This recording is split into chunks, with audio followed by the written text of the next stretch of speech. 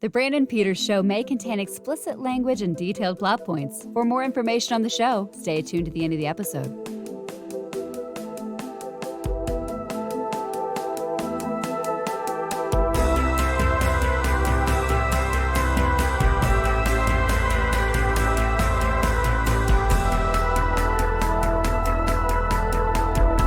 And now, here he is, Brandon.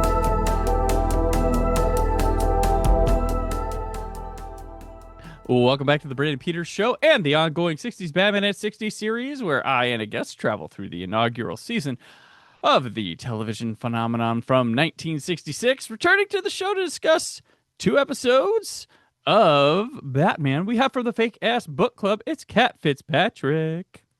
Hello, everybody. Hello, welcome back. Thank you. Thanks for having me back on. No problem. Always, always. And I was like, all right, when I was doing this Batman one, I'm like, Kat's coming on this. I'll figure out when she comes on, of course. So before we come in, quickly repitch Fake Ass Book Club, because I've gained a lot of new listeners with this Batman series that may have not heard you on this show before. Okay, well, thank you. I think the best way to describe the Fake Ass Book Club is it is a weekly podcast that sometimes discusses books, but we always discuss something interesting. So this last episode, we went and we reviewed Into the Manosphere on Netflix and gave our thoughts on that. So usually if it's not a book, it's Netflix. Gotcha. That's not really that documentary about the really gross, like, social media influencer people, right?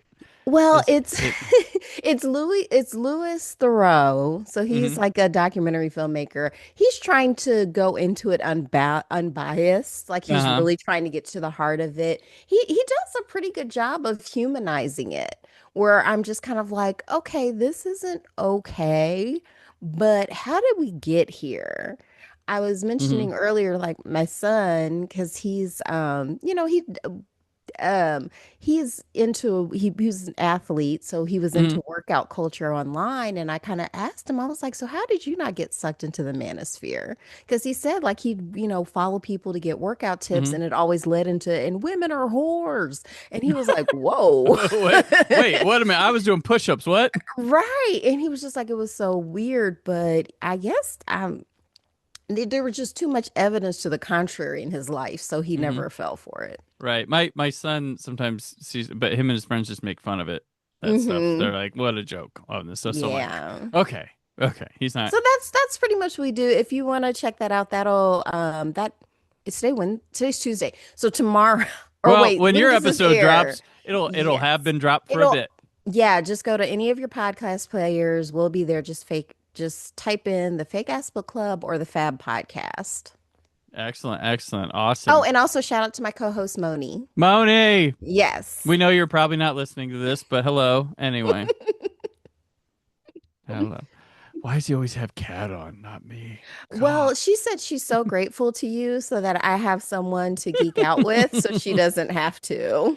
Fair enough. All right. So, first off, what I like to do with the guests is I like to get to know what your history with Batman itself is, not the show, this show particular, but Batman. Your thoughts? Yeah, as the IP. Yes. So my entree point into the DC universe was probably Batman the Animated Series. All right. So coming home from school in the 90s, that would be on, and I was locked in. Gotcha. Got any personal favorite memories of that show, episodes or anything? Ooh, I think when Ra's al Ghul showed up, I was like, ooh, okay, this. And They're like going the deep Lazarus in the comics, pit. yeah. Oh yeah, because I feel like that was like a multi-part Yeah, it was like, I think it was too. like 3 parts, maybe. Yeah. Scott Mendelson's listening right now with the correct answer, beating his desk. So Okay. just Sorry, saying. guys. It was the 90s. I haven't Yep. really revisited since then, but from then on, and then like my dad, he was sort of my entry point into like a lot of different fandoms, and he would give me the comic book rundowns Gotcha. about it and stuff like that. And then, of course, there was all the 90s movies, which were very campy. And I would probably say my favorite iteration of Batman now has been Lego Batman. That I was was so actually, good. I I love just Lego watched Batman. that the other day. It Yeah. worked every single time. It's so good. Good. And were you familiar with this show at all, or what was your Of experience with it? Yeah. course. It's iconic. Dun-dun-dun-dun-dun-dun-dun. I mean, it's on everything, even in The Simpsons when it was like Hmm. dun-dun-dun-dun-dun-dun, leader, like all of that stuff. Like it all goes back to Batman and Eartha Kitt. Yeah. Like I feel like that's how like yeah, there's so many things where I don't think I ever watched a full episode Yeah. before this, Gotcha. but was deeply like the fact that they kind of pioneered that graphic, the bang, Yeah. pow, pow. Adam West, of course, is an icon. Hmm. So, I'm familiar with it, but never really sat down and watched it. Gotcha. Well, I'm happy to have you sit down and actually watch one proper. Yes, you've So gifted me I gifted an you. So, experience. yeah, for sure. We'll get to that experience. Our first episode today is The Joker Trumps an Ace. Or, yeah, Joker Trumps an Ace. And this one has Cesar Romero returning as the Joker. And in this one, the Joker is so there's a Maharaja coming to town. Joker pulls some pranks of stealing some random things, and then he kidnaps this Maharaja visiting Gotham from a golf course, and all of it is also sort of a trap to lure Batman somewhere, and he catches Batman. So that's a bit of our episode here. We also have other guest stars, and you have a pretty loaded couple of episodes here. So I apologize for the random reading of stuff, but you got some people in here. We have Jane Wald, who plays Jill, the Joker's main squeeze in this one. She did some movies and a little TV in this decade, including the Dick Van Dyke Show. She was also notable for being good buddies with horror icon Barbara Steele. We have Dan Seymour as the Maharaja. He's a big career, including multiple films with Humphrey Bogart, including Casablanca. He was in a Marx Brothers movie. He was in two Abbott and Costello movies. Just a big career in TV and film. We have Norman Alden as a henchman. He later would voice Aquaman on the Super Friends cartoon. He had a big career in notable TV shows and film, including, and I'm mentioning this every time it comes up because there's a lot of people who worked on the show wind up being on Small Wonder from that show. Like there's been directors, writers, and actors who have just That's I so keep seeing Small random. Wonder, Small Wonder, Small Wonder, Small, and I'm like, wow, okay. So I got to mention Small Wonder every Okay. time. Uh, Johnny Seven plays the other henchman. He is a career TV vet, though he did star in The Apartment.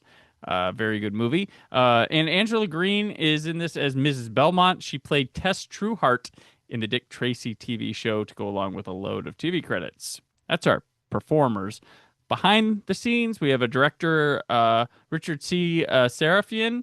He's a TV director, does Maverick, Twilight Zone. The episode is The Living Doll, Wild Wild West, I Spy. He does the movie Vanishing Point, and that leads to a film career in the 70s, and he bounces back and forth between in the 80s between TV and movies, including an episode of the Zorro TV show in the 90s that I used to watch on USA, and the Gary Busey movie Eye of the Tiger in the 1980s. Wow. He also acts. He does some acting in movies like Blue Streak, Bulworth, Bugsy, Bound, Don Juan DeMarco, and shows like MacGyver and Wise Guy. And then the writers, not so notable, Francis and Marion Cockrell, who write the minstrel episodes in season 2 of this show. And they're film writers turned to TV around this time. They did Alfred Hitchcock Presents, Perry Mason. So, Hmm. okay, Kat, Brandon. question. Do you think that this two-parter was based on a comic book or not? Well, I know for a fact it was based on a comic book because Oh, I there you looked go. it Oh, up. you looked it up. Okay. So I it's looked it up based on because that's Batman the word hoe in 53. it. Oh, there you go. Yeah, Batman 53, a hairpin, a hoe, a hacksaw, a hole in the ground. Basically it is similar, but very kind of like the setup is the same, and where it goes from there is different. It has Joker stealing the hairpin, Joker stealing the golf hole. He also steals a hacksaw. I don't remember him stealing a hoe when I read it, but it is in the title. The Maharaja plays golf in it. He leaves a package with Gordon that has a recording device, but that recording is a record that they play. And there was a very off color moment in the comic where Robin calls calls the Joker. I think he calls the Joker an Indian giver. Yeah, Ooh, Robin, take shame, that. Yeah, shame. I will have to say it wasn't dripping with cultural sensitivity. Yeah, but back. Here's the thing: when that comic came out, we all like to be like, I'd have been the better person back then. But back hmm then, Nah. most readers didn't bat an eye at that. There's like, No, once yep, again, that was still very much used when I was in elementary school. right, go, Like no, that yeah, was, yeah, that was that, and yeah, no one batted an eye. uh-huh, One thing I did learn from the comic book was like Batman had a trophy room for mm-hmm. all of his solved mysteries and Oh yeah, like kept the hairpin. And I was like, shouldn't you have given that back to Mrs. Belmont? right, evidence. I don't Well, know. okay. I don't know. I don't know. I don't know. That's true. His trophy room gets crazy when you get to like the 70s, 80s. He's got the big two-faced coin that'll be down there too. In the comics Okay. back in Yeah, the I just yeah. thought that was interesting. He didn't give that back to the lady. Hmm. True. Batman keeps what he takes what he keeps. So Finders keepers. thought what are your thoughts on this first part? Joker trumps an ace. So Joker trumps an ace. Okay, so let me pull up my notes here because okay, we start out with the robbery scene in the Fourier, right? Hmm. Also, another thing that would be kind of controversial now too. It's like, oh, fur. Like Yeah. people get really mad at you when you wear fur.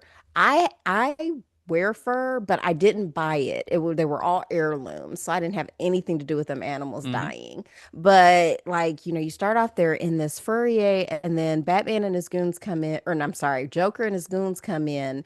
And I remember just kind of thinking, like, my first thought went to these rich people there. He's probably buying her a gift because he got caught cheating on her. Like that's usually what rich men do Hmm. is you get you get a nice fur, a nice piece of jewelry as your consolation prize for not leaving.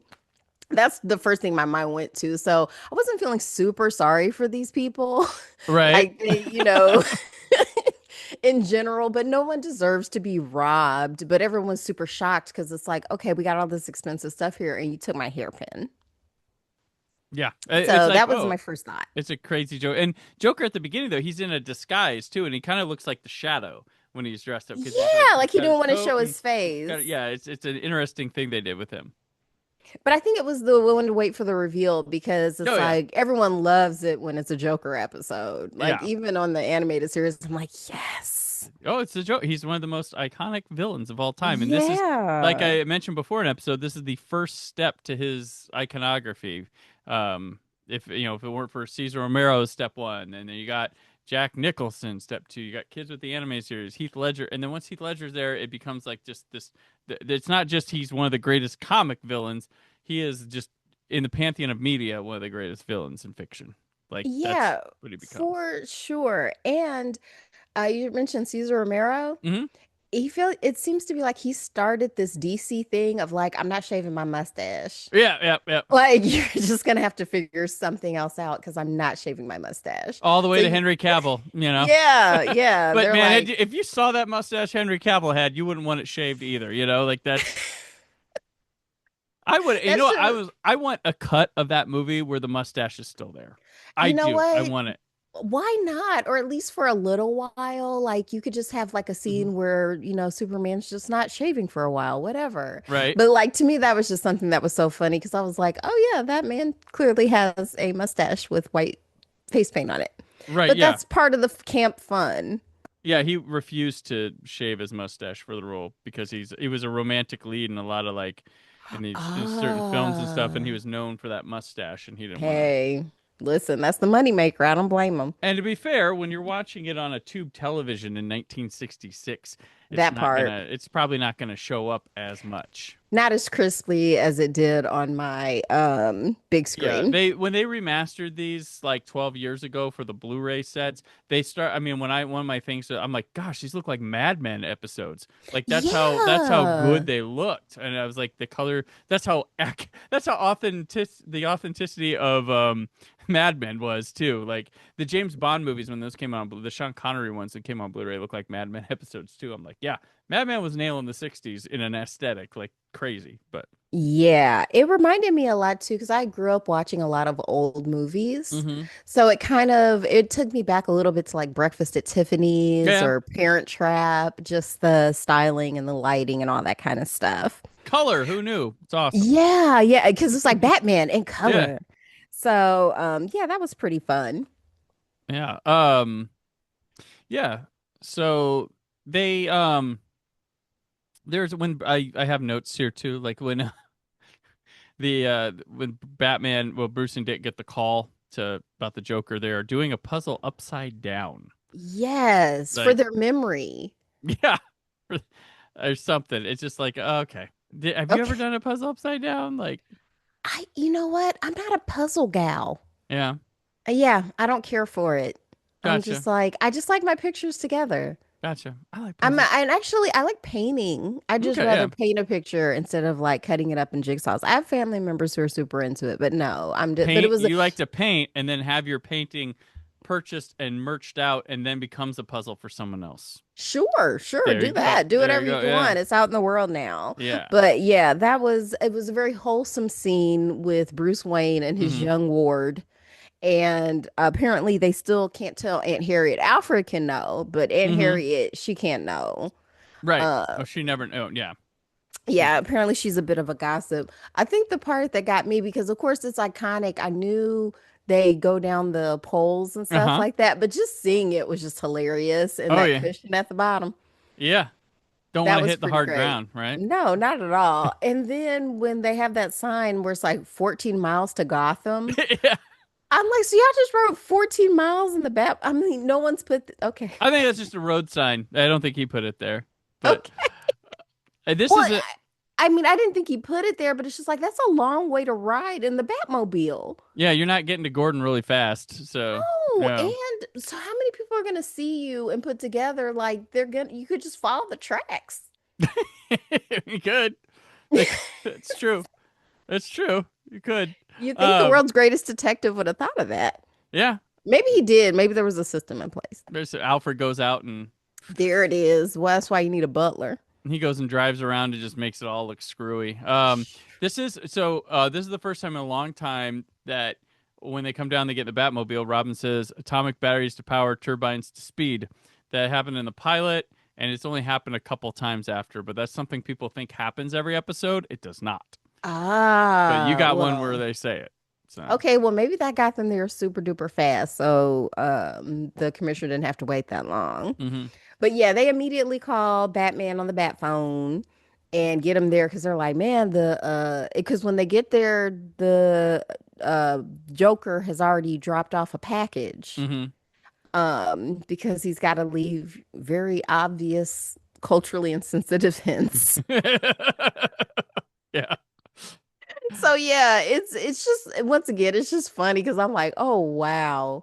Like Yeah. anytime you go back into this period, it is always kind of like even you don't even have to go back that far. It'd have been like, oh, like we this wasn't something anybody thought about at all. Even the most progressive shows have plenty of regressiveness to them for their times. Yeah, yeah, there's a whole lot of stuff, but it was still it's just so camp you can't take anything seriously. hmm And so they're trying to they use the what is it, the recording hmm Yeah, because that Joker there's a left. blow up guy with swords, that's obviously supposed to represent someone from West Asia.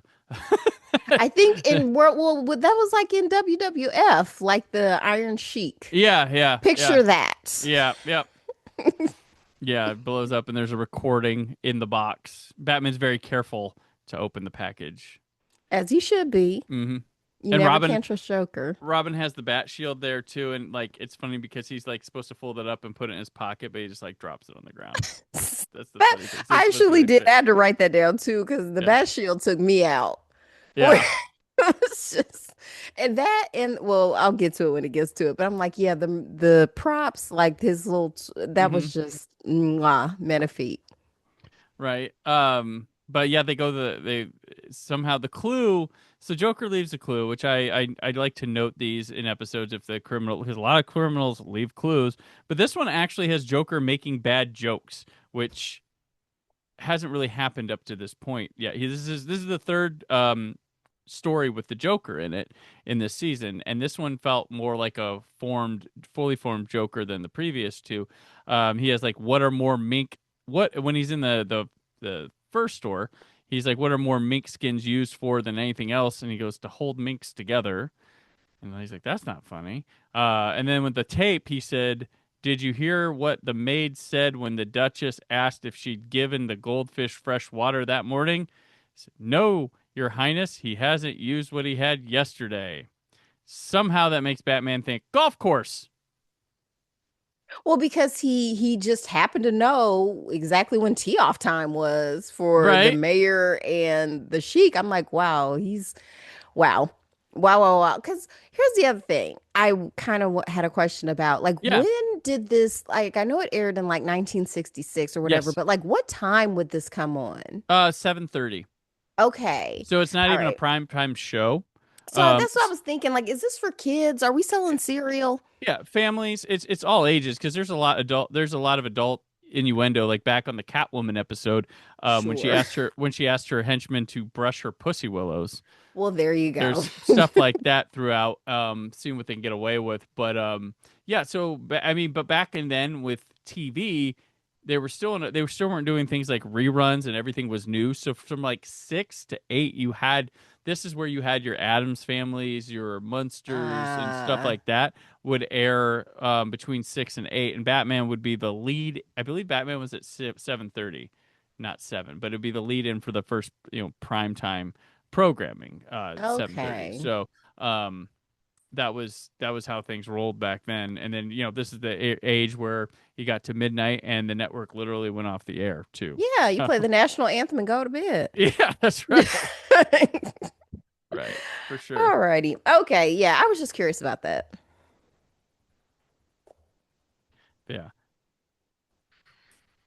Oh, I think I put in my notes too that Batman and Robin, like Batman had a very sort of Dwight Schrute energy. Ah, you know what? I can see it. Yeah. I always compare Adam West and William Shatner as two special things, but I can see this Dwight Schrute energy. Well, it was giving me William Shatner when we got to the fight scenes. Mm-hmm. It was just it's just so funny comparing it to, modern day stuff where you have like this high, you have actual coordinator, fight Yeah. coordinators come in and stuff like that instead of like, let's just do a somersault and kick some stuff. Let's Very see where true. it goes. Um, yeah. So, so when they get to the golf course, they watch the Maharaja golf, and then the whole ball goes in the hole and the smoke comes up. But like, I want to It was point a out sweet shot. the Joker's van. The gay fellow take you to the cleaners, or let gay Yeah, we'll fellow take take you you to to the the cleaners. cleaners. This blue van. This is the fourth appearance of the blue van as used by a villain in this show. Okay. So yeah, pretty Well, I crazy. mean, The it was the probably Riddler's used it. I think Penguins use it. Mr. Freeze have used it. I So, have to imagine that's one of the more expensive props. right. It's always blue. You could repaint it, make it look What? different. This is the first time they tried to make it look somewhat different by putting the gay fellow sign on there, Okay. but it is yeah. So um Hmm. I do like that when they take chase that Batman doesn't want to do damage to the golf course. Mm. And he's like, "You need to think of the golf course, Robin. The retro rockets would burn it for 100 yards."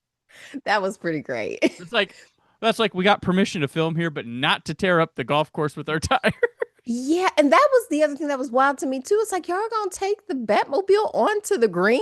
Yeah, It's like everyone was just cool with that. Okay. yeah, Like, all so right. funny. But yeah, and then they shrink it. It's like shrunk. They find it, and it's like, what is this? It's shrink. Well, yeah, because they're like, what happened? And we're supposed to Hmm. be like, whoa.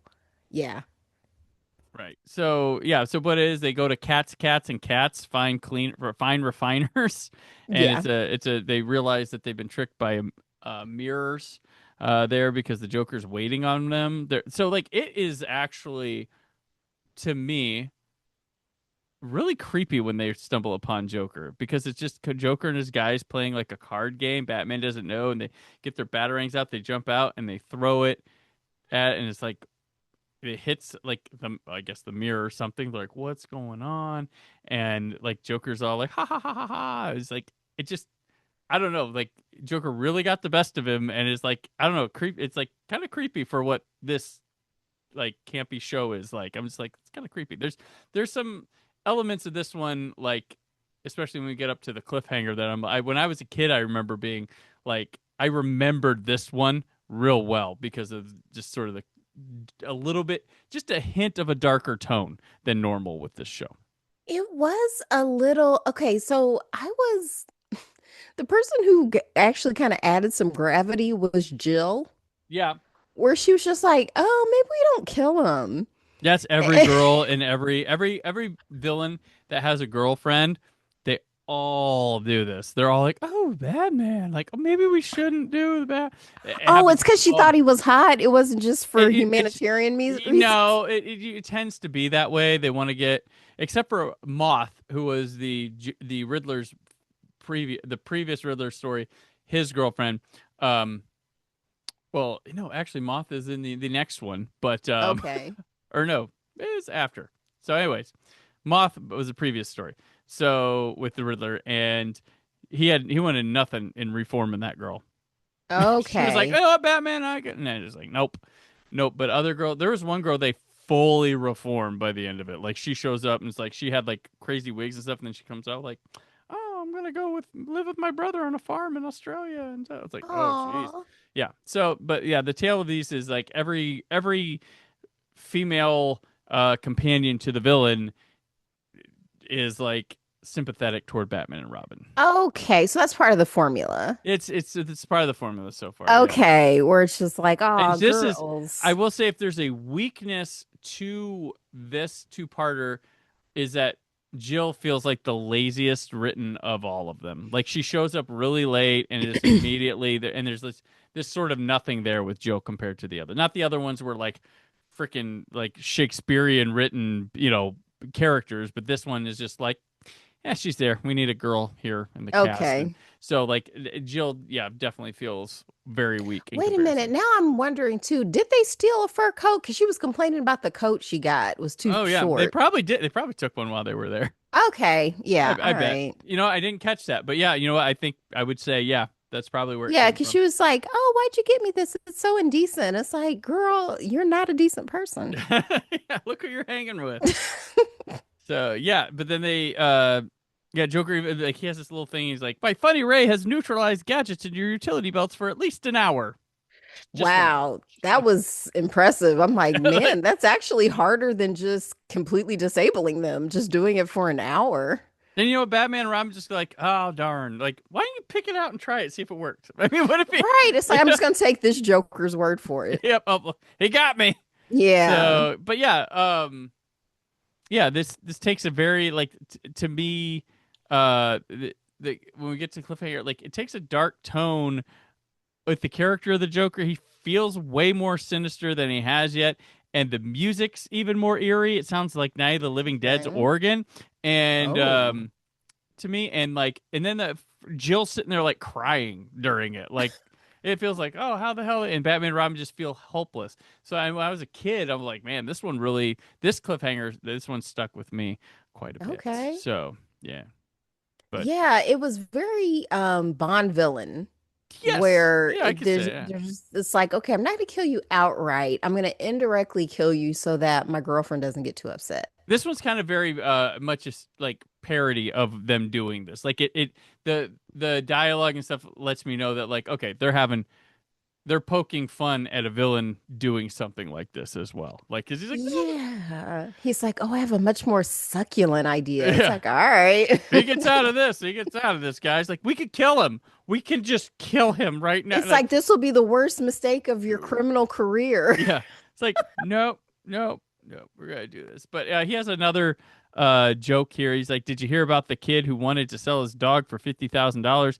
He got his priced and traded it for two $25,000 cats. But you can't make a deal like that for the Maharaja. Don't call us, we'll call you. That was what they left when they did that. So Yeah, that was a little convoluted. I'm not even going to pretend like I got that one. gotcha. So Kat, normally these episodes, one thing this Batman show is known for is Batman and Robin climbing up buildings, and then a window opens and a celebrity pops out, has a chat with them, and blah blah blah. That Oh, has cute. not happened yet on this show, and I Okay. have assumed I think it's going to be, without looking ahead, I think it happens in the movie that comes between season 1 and Uh, season 2, and then it happens in season 2 regularly. But we don't even okay. have a climbing scene here. Uh, The gadgets we see in this episode are the bat phone, the bat poles, the bat cave, the Batmobile, the bat stethoscope, the bat shield, the bat binoculars, and the batarang. This episode has no fights. And then the Robinisms from this one are, oh boy, let's go. Holy Jack in the Box. That's the key to the Joker's twisted mind. Holy Taj Mahal. Look at those jewel studded golf clubs. Holy T shot, it's gone. Holy shrinkage. Cats, cats, and more cats. Holy spider webs, it's a nest for rats. Holy looking glass. So that's your dirty game. And holy smokestack. Yeah, you got a lot of Robin yeah, in I this one. sure did. I didn't Yeah. really even get a really good look at his costume. It Mm-hmm. was really only from the waist up. I was really trying Mm-hmm. to, um, because these are so icon these looks are so Yeah. iconic. So I felt like I was really able to, drink in all of the Adam West in this Mm-hmm. episode. But Robin, I felt like I could only see him from the waist up. Right. Well, that's how the frame has it too, because he's shorter. So, Yeah.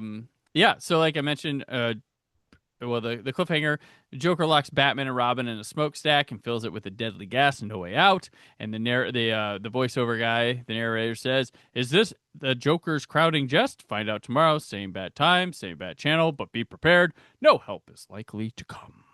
I actually took a screenshot of Yeah. that. No help is likely to come. I was like, this will make a great meme. Yeah. No, it will. Yeah. You could Because post it's that not. every day in the United States. No help. Nobody's coming. Nobody's coming. Yeah, you could post your cries for help in the United States every day with that one. Yeah, help is very unlikely. So, yeah, Yeah. there you go. But I was deeply entertained. Yes. Um. Great. We'll move on to the conclusion. Batman sets the pace. Again, Cesar Romero as the Joker. Same guest stars, but we do add Bebe Louie as the novelty clerk. She would Oh, she goes on. She guests on the man from Uncle. Stars in Beyond the Valley of the Dolls, Coffee, and Buck Rogers in the 25th Century, and she did a Columbo back in 1992. So not a 1970s Columbo. She did a 1992 one. The roles vary in terms of whether they have a character name or a description. But I was like, I wonder if she's somebody they were trying to make big or was known for something else they threw in this. But that's what I got on it. yeah. I was kind of wondering about that because I'm like, huh, she's actually not bad. Yeah, Like, yeah. Like she comes didn't have a big role or anything like no. that, but I was like, okay, she's got presence. She came in. I'm like, is she supposed to, is that somebody? And if I was in the 60s, I'd know. But yeah, that's Yeah. kind of how she carried herself. Yeah. The cliffhanger resolve. Batman and Robin get back to back and walk up the smokestack. And Yeah. then Yeah. Joker thinks they're dying, and they do like this with their hands when they think they know he's talking to him, and he doesn't realize that they're escaping. So in this one, Batman and Robin continue to wonder about the Maharaja. They go as Bruce Wayne and Dick Grayson to a novelty store where they find the Maharajas being held by the Joker, and then they try to bust in that place. It doesn't work out. They then agree to exchange some money for the Maharaja through the Joker, but then Batman sees through it all and realizes the Maharaja is the Joker in disguise and Yeah, foils by him. poking him in the thigh. Yeah, That was wild. I was like, that was what bold, is Batman. I thought he was at first I was like, is he injecting him with like a syringe? It But looks it's like like a meat thermometer a little bit, or I was like, or a is it a screwdriver. poison dart? A I was like, okay, screwdriver? What it's yeah, yeah. it's not this I yeah, when I get to my gadgets I called it the bat poker. Maybe it was a sonic screwdriver. Oh, there you go. Yeah, you could Yeah, have figured it out. a little crossover there, but I guess okay, maybe it was because by the time I got to the second episode, I was a little, I was a little more tired. I'm like, wait, what is this plan? Like, he has to sign over a check and like get the cash and do the thing. I'm Yeah. like, this is a lot of steps just so they could dishonor Gotham's greatest hero. Yeah. Yeah. Yeah. Dishonor him and get rich off of it, Should we I guess. tell like the children what checks are? Yeah. Well, it was a check that Batman had to endorse, and then they Yeah. gave him a suitcase full of money. Yeah, $500,000. So, kids, before your card, your debit card, your credit card, Or your y- Apple Pay. They don't even use yeah, the cards yeah, anymore. that's true. You Like they had just to use had their this piece of phones. paper, and you said you had this money on it, and you handed it to somebody, and depending on what era you were going, like in this era, probably wait a couple weeks for that check to cash or show up on a thing. Clear. Like you Yeah. could with a check, you could go buy if you didn't have the money for them, you could probably go buy groceries and hope that your account has the money in there when they actually, you know, Yeah, it's get called the check. beating the check. Yeah, you beat Yeah, the check. like Yeah. or just like or floating a check. Mm-hmm. Like it was just rife for fraud. It's amazing the system lasted as long as it did. Yeah. Yeah. It was crazy. I mean, even when I was in college in the early 2000s, like my bank took like a week to cash a check or to have the check show up in my account and have it Yeah. happen. Yeah. I remember when I had my first like real job and got like a Mm-hmm. paycheck. I mean, I had a bank account, but sometimes if I wanted the cash right away, the guy who worked at Orange Julius, I would Mm-hmm. sign my check over to him and he would give me the cash. Oh, okay. Yeah. Yeah. Okay. Looking back now, that was weird. Yeah. Go to Orange Julius to get your money. Yeah, it Um, was one of he's those my cash dealer. yeah, like it was an Orange Julius like Dairy Queen Yeah. hybrid thing or Okay. whatever. And oh God, the 90s were weird. That's all I'm gonna say. There we go. Like we're talking about the 60s and stuff, but the 90s were weird too. Yeah, that's true. So yeah, Batman and Robin get out of there easily. Um, so what do you have any thoughts on this final part, the second part? So, I just wrote, what's Jill's deal? Like, is she like a proto Harley? Like, that was like, I was really fixated on Jill, like, real hard, because everybody else I kind of knew about. So, when we got these characters that I'm like, okay, I never knew that he had a Jill, and I really didn't know that much. Oh, well, we haven't gotten there yet, but I was Mhm. very curious about Aunt Harriet too. Oh, about Aunt Harriet. So Jill's just made up for this. Okay. She Aunt wasn't in the comic book. No. Okay. But Aunt Harriet is a comic book character, and she Okay. she was at the time this show was made. Um, Alfred had been killed off in the comics, and Aunt Harriet, Oh, Dick Grayson's Aunt Harriet, was a replacement for Alfred. Come to sort of check okay. on. She didn't live with them, and I think she was sort of like a private investigator, detective type person on there. But this show resurrected Alfred from the dead, but included Yes. Aunt Harriet because she was part of the comics at the time, but they kind of wrote their own version of Aunt Harriet for it. But Aunt Harriet is a comic book character. So in the comic book, did she know that Batman and Robin were Bruce No, and Dick? nope, Okay, she never nope, knew. Okay. nope, nope. And they make her this ignorant or naive little woman. In Now we this, did get fight scenes in this episode, yes, we which do get were fight scenes, pretty and great. yeah. Um, so yeah, we have two fights in this one actually. Yeah. Which uh we'll just go to it right now. So in during these episodes I keep track of the fight words. So Okay. the words we have in this one, in the first fight we have clunk, Sock is used 2 times.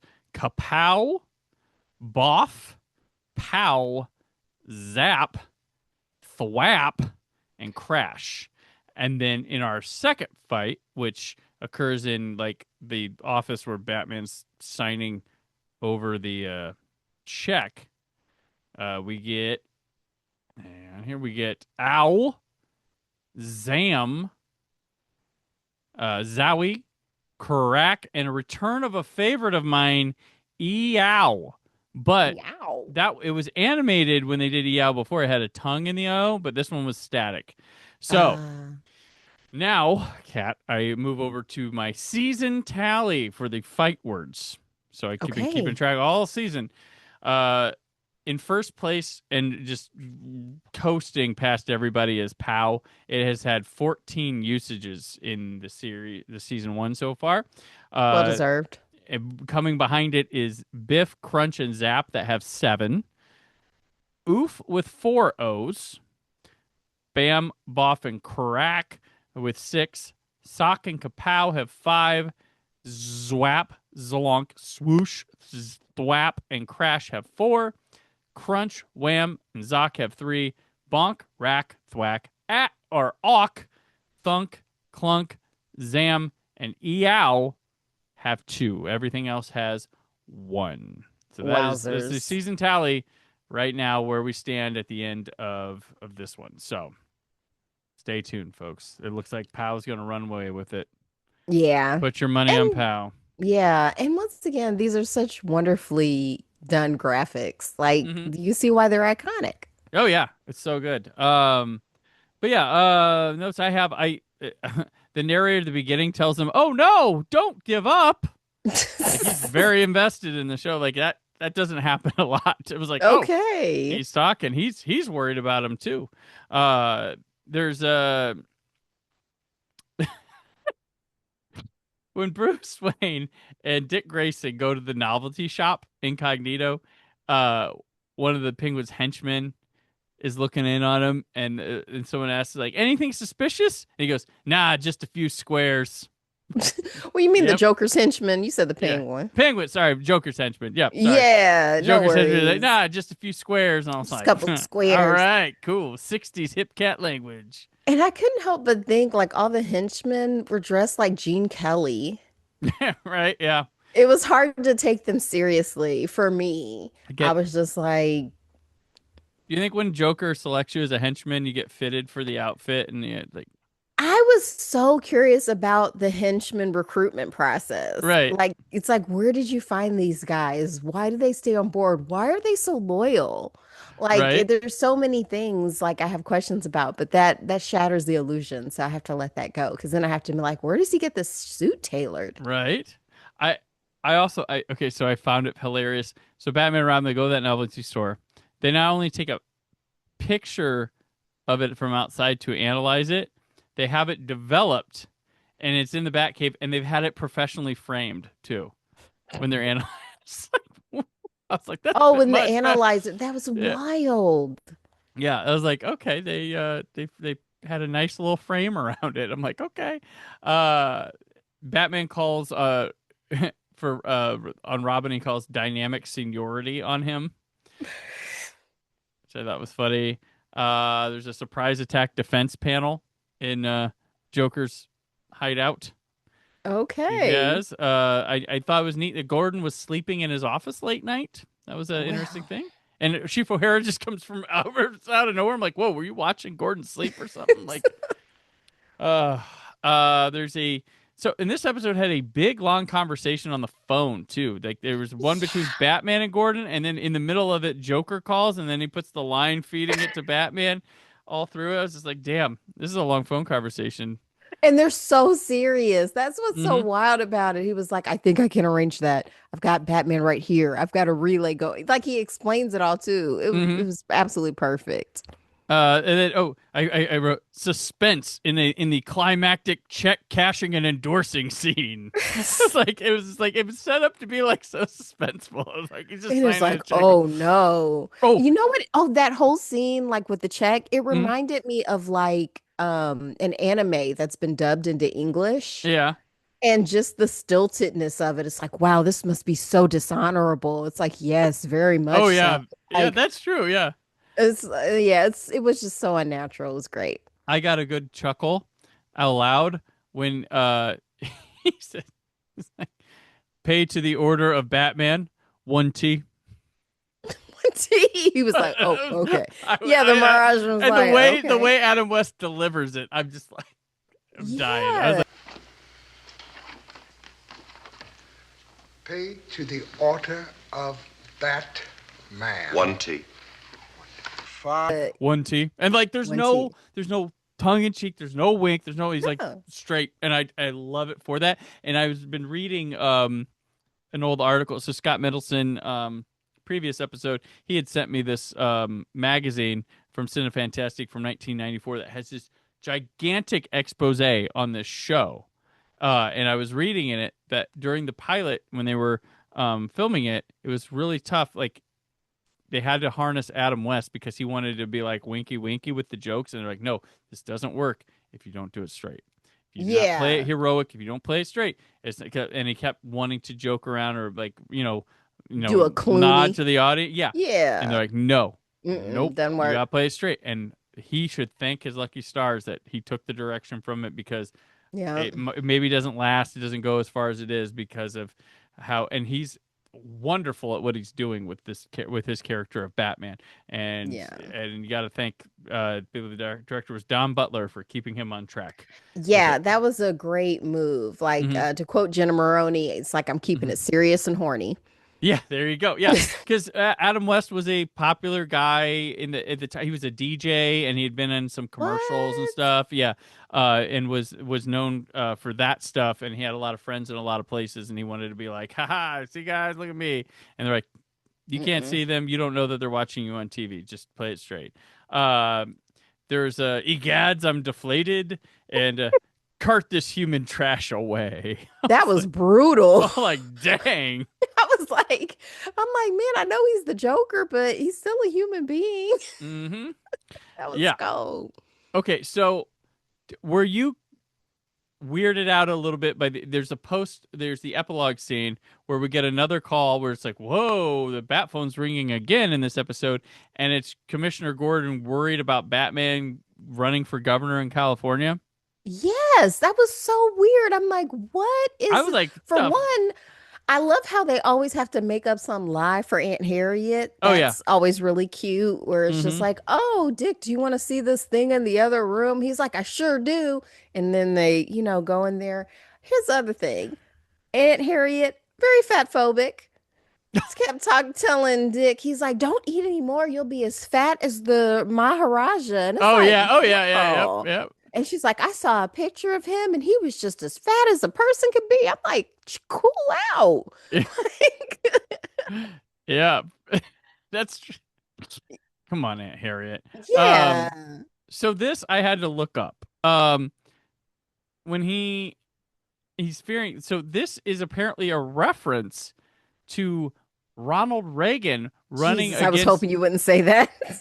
This is actor Ronald Reagan running against incumbent Pat Brown for the position of governor in California. This Oh, was so this is a reference to that. So this is 1966 when Reagan starts getting into politics, and it was like, ha ha, an actor. Like we always like to quote Doc Brown from Back to the Future, the actor. the So, actor?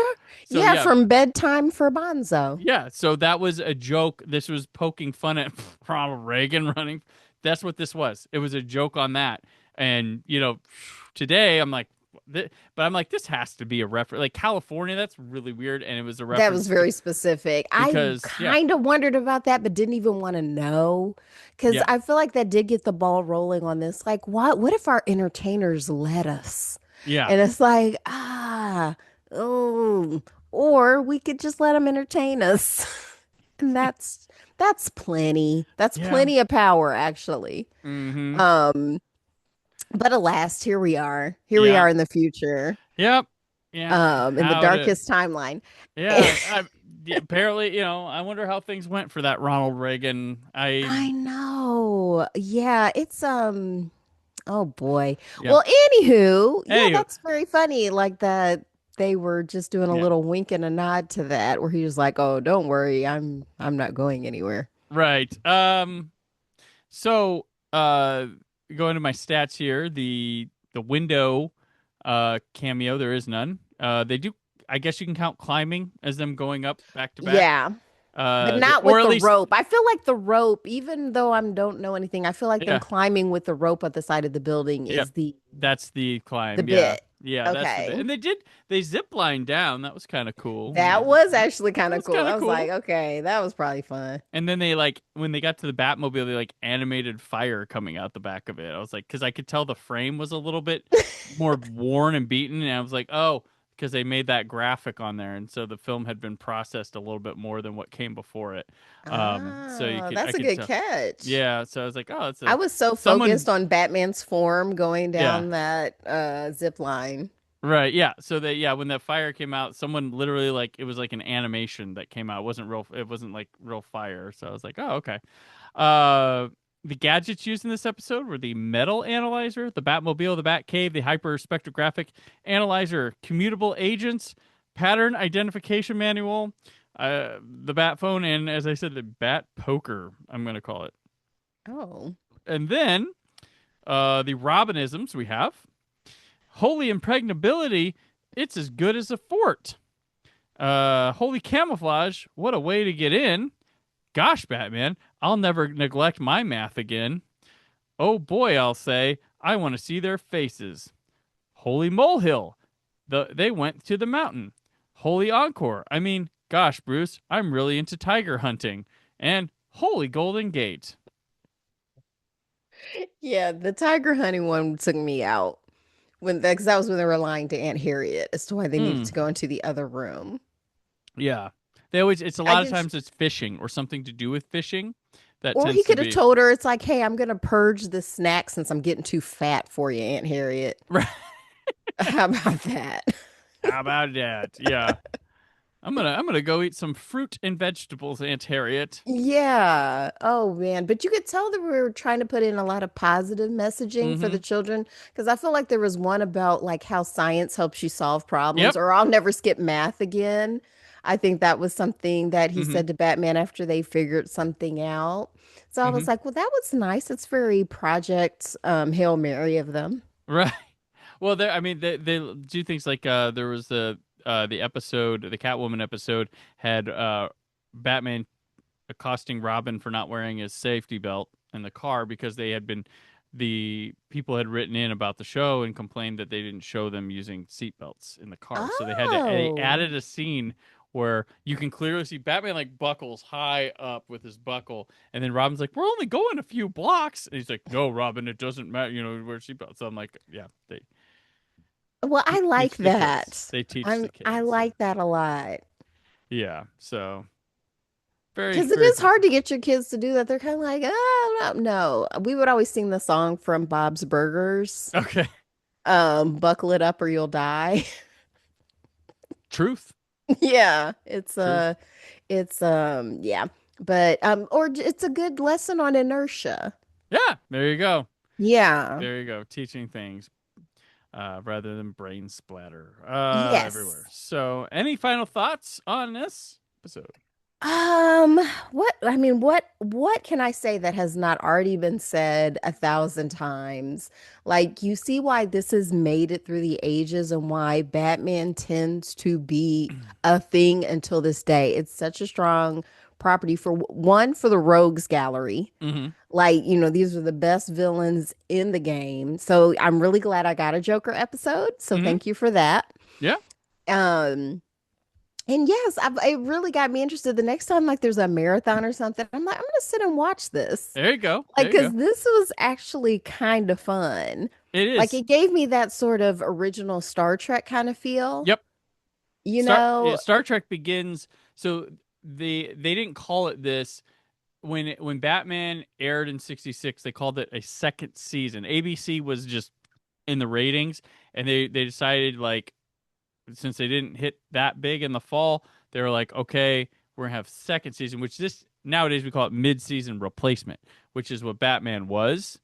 and it takes off, and then in the fall Star Trek starts. So you have Batman. These two run from 66 to 69 together, concurrently, but Batman started first. But but Batman's problem was it runs out of steam in season 2 somewhere, and it's just over. They just oversaturate with it, and it's overkill. Well, because how many episodes were in season 1? There's I like was like, when 32. Yeah, I was about to 32. say, I'm like, there's a lot of episodes. Yeah, it would air on I believe Tuesday and Wednesday nights. Okay. So and I mean for the first season the episodes both Tuesday and Wednesday were top 10. Um Okay. and it's so odd. Like this era of television is just like there's just nothing but gold. Looking at like a lot of these shows that are on, it's just like wow. Like one of my personal favorite shows, Get Smart, started this year in 1960. Mm. It started in 65 and ran the 65 66 season.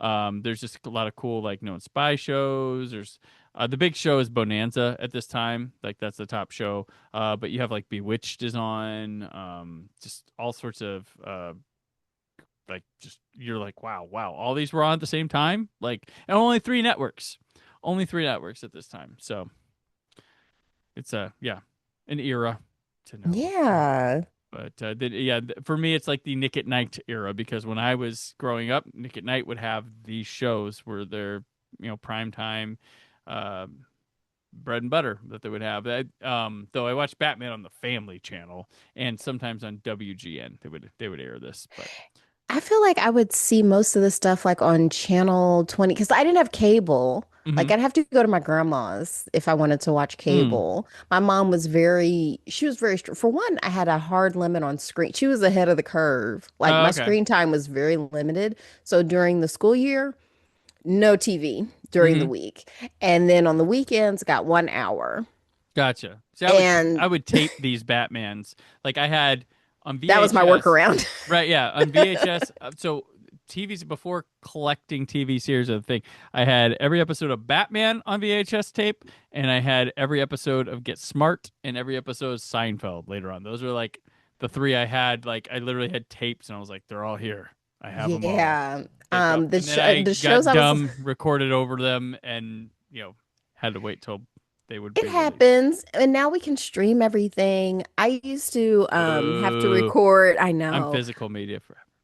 I still have my DVDs. I definitely still have like I'm looking at them right now, but I would record because I it was a whole thing learning how to work the timer on the Oh VCR. yeah, Once you yep. had that down, you were cold if you could get the timer to work because it was 10 very minutes tricky. before, No 10 minutes mistakes. stop, start 10 minutes before, stop 10 minutes after, in case there was some.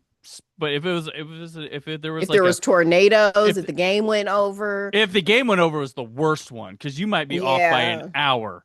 Yeah, that was hard times. And then my whole thing was recording Jim Mm-hmm. and the holograms Oh, okay. because that was like to me, I was like, yeah, I gotta watch that. And funny enough, the Cosby Show. Because Okay. for whatever reason, our church always had services on Thursday nights. Okay. And so I wanted to watch the Cosby Show in different worlds. So I figured out how to make that happen. So Gotcha. yeah, that Look was at that you. was Yep. pretty fun. Yeah, yeah. Church keeping you away from primetime television. I know. I would be so upset. I'm like, come on, this is a new one. Which funny, I'm recording Summer of '86 at 40 right now, and when we do the TV ratings, we're just doing repeats of Cosby, and it is just insane ratings. Like it's like Yeah, the repeats of the Cosby Show beat everything else through the week. I It's can believe nuts. it. I can It's nuts. believe it. It It was still a holds up. You know what? They yeah. should change it since, everybody wants to cancel it and stuff. Mm-hmm. Just change the name from the Cosby Show to the Huxtables, Well, he's which still is in it. That's I probably mean, the but that's the problem. thing. Like everybody, listen, we just got through talking about this show. Everybody Mm-hmm. was a problem. Right. Like we could just take his name out of it. Like if we go back to it, it's like you don't even want to know what the key grips were doing. Right. No, it's something like if someone watch it, like I'm not going to begrudge somebody to go back and watch. Like there are artists that like there are people who can separate it. So people can be like, well, that was them when I didn't know, or I just enjoy the show. It's someone's own personal battle how they have to deal with something if an artist or someone they like has Did a thing. stuff that did a thing, had like, that is on the individual. And yeah, so I'm not Yeah, gonna, what you can handle. Because, yeah, I'm like, yeah, a lot of time. I think for me too, I think because I've always been an information hog, Mm-hmm. I've known a bunch of stuff for a long time Yeah, about people. right. Like, I don't even get me started on Sidney Poitier. Like, nobody wants to hear that stuff because Right. it's like, yeah, it's like I want to watch this thing without it being tainted. It's like I get that. I still watch Seven, and Kevin Spacey's a piece of shit. So Oh, there you he go. is, but that's such a good movie, and in that one, he's the bad guy, so it's And, cool. and LA Confidential. So I mean, it's Yeah. yeah. So it is what it Oh, is. I'm sorry. Spoilers for Seven. Right. Kevin Spacey's the bad guy. Yeah. Wow. Like, what's in the box? That's in the box. So, all right. But yeah, so that'll do it for this one. Kat, thank you for joining me. Where can people keep up with you and the Fab Podcast? Well, we're most active on Instagram and YouTube. So Mhm. if you're on YouTube, you can just go to the Fake Ass Book Club. If you're on Instagram, you can go to thefabpodcast.com. We're the Fab Podcast at Gmail if you want to send us an email. And we'll be at PopCon, Indie PopCon this No year. way. Who brought you there? Yeah, I know, just some cool guy we know. And I think for this year, we're going to do the live show, but I think we're also going to do some live trivia. Okay. Yeah, Very we're cool. going to do a trivia game too, since All I right. have experience in hosting trivia. So I hope to see everybody there. Very cool. Very cool. I look forward to seeing you there as well. We'll have fun. As for me, I'm on the socials at Brandon4KUHD. You can check out the YouTube channel where you can watch stuff like Kat and I talk instead of just hearing us, and as well as my 4K Blu-ray and DVD reviews. I guess I can now officially talk about it because it was announced on Saturday. I will be at Long Island Doctor Who convention, August 14 through 16, with my documentary that Dressel McGee and I are doing. Very excited to add another chapter to that and to meet new people and talk to some people. But as always, you can find, speaking of Doctor Who, fantastic celebration of fans discovering Doctor Who is available from Zeppo Publishing. Anywhere books are found, I have a piece in there, and it is an award-winning book now. So take that, people who never believed in me. No, just, I'm being really bitter here. Yes, and yeah, so you can check that out next week. Aaron Newirth joins us as he takes on King Tut. So until next time, stay film close. Allons-y.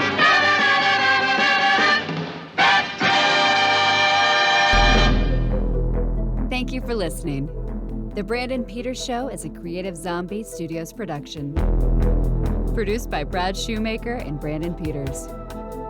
Written and edited by Brandon Peters. Announcer vocals by Jessica Alsman. Theme song by Metavari. Web design and show art by Brad Shoemaker with Brandon Peters. All music and clips featured in the episode are property of their respective studios, and no infringement is intended. Additional information on this and other episodes at BrandonPetersShow.com. For any inquiries, press opportunities, or sponsorship, contact mail at BrandonPetersShow.com. The show is available on Apple Music, Spotify, or anywhere podcasts are found.